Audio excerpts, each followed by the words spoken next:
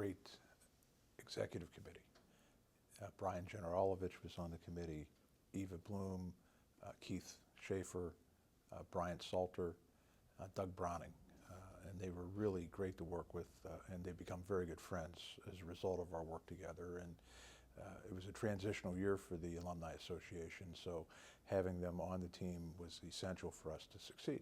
We had an executive director, Lee Patouillet, who had been here for 19 years, and he decided to move on to another position, and so we had a new executive director come in, Jeff Gleam.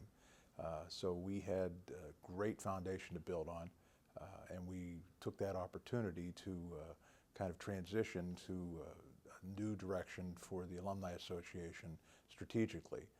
And I had a great pleasure of working with Jeff and helping to mentor him and helping him to get to know the university better. And between he and the executive committee, we really were able to make a difference and really build on that foundation that Lee had built over those years.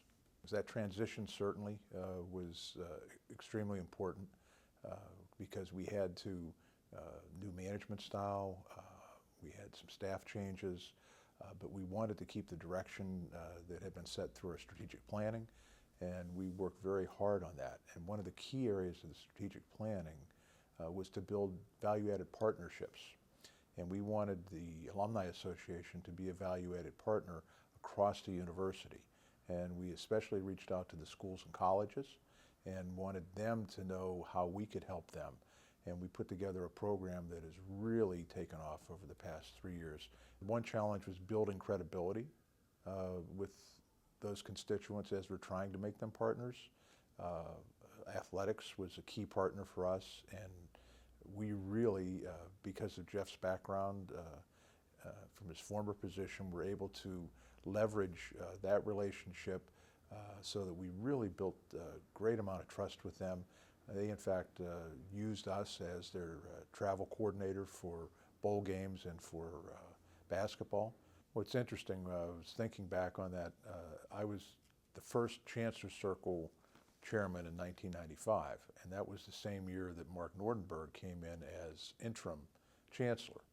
And back in 1996, the university set some pretty high goals and changed the trajectory of the university in many, many ways. And I think the thing that was most apparent to me is that we were able to continue that trajectory to be one of the best research universities in the United States, if not the world. And we were a value-added partner. The chancellor really reached out to the Alumni Association because we've got 280,000 living alumni around the world, and it's important that we reach out to them and engage them.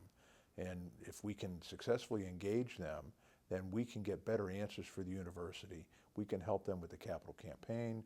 We can help them bring in the best and brightest students. I mean, so there are a number of ways that we've been able to help the university overcome those different challenges that they have.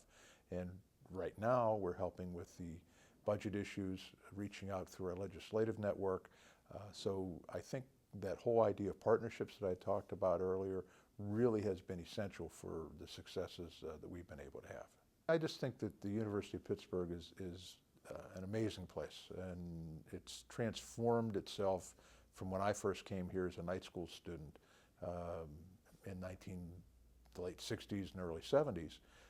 And the buildings that we have now, the programs we have now, the engagement of undergraduate students at every level of research, it's phenomenal. And every time I do a behind-the-scenes tour and find out the amazing work that's being done here, I am just absolutely flabbergasted. And I know that I probably couldn't get in, to the university right now because the standards are so high. And I made a comment to someone earlier today, I was just thinking about getting out. These kids are thinking about making a difference.